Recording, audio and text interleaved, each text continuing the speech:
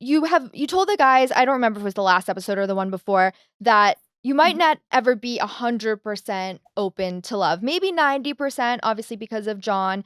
Do you still feel that way? Yeah, Oh, I'm sure. it was really hard to like verbalize the way I was feeling because I came into the season and people kept saying, "Are you 100% ready to find love?" And I kept saying, "Yeah, I am." And I actually thought I was being Mhm. truthful. And then as I started like having feelings for some of the men, so I actually started developing like these relationships where maybe I would fall in love with them. Then all of a sudden I got like, oh my God, how am I going to do this? I still love John, and that seemed like I couldn't exist. Both those things couldn't happen. I couldn't fall in love with somebody else and still love John. And I actually had to go and have a session with the psychiatrist. So Bachelor Nation provides a Mhm. psychiatrist at the mansion and for everybody that's on the show. And so I had a meeting with the site. There's two of them. I had a meeting with both of them actually, Mhm. and they said, you don't have to let go of John. And they Right. said, picture that you have a balloon in each hand. One is John, and one is this person that you're developing feelings for. You don't have to let go of this balloon to hold on to this one.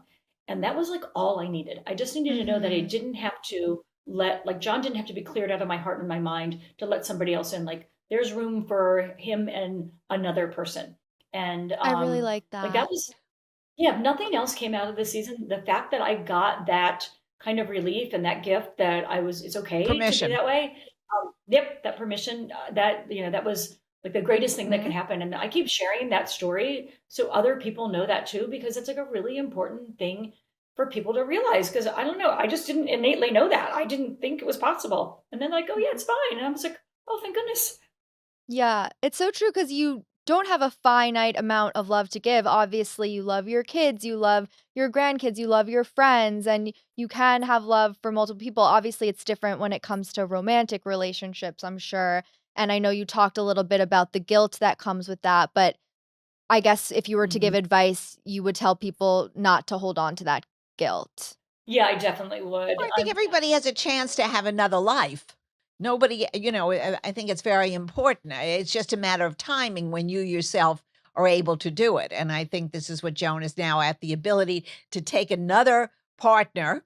It doesn't have to be the same as her first partner. It's just a new phase. And it's very healthy, I think. I didn't feel guilty necessarily about dating. I felt like I was guilty that I wasn't honoring his memory. Like, if you were really so in love, I had this vision or this thought in my mind. If I was so in love, how could I then fall in love again?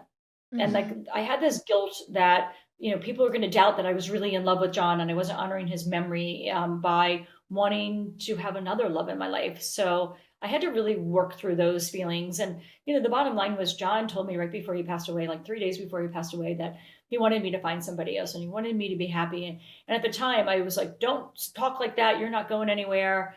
And it took me like a year to realize like what a gift that was that he gave me, because he gave me the ability to say, I don't have to feel guilty about this. He wants me to be happy and he doesn't want me to mourn my whole life.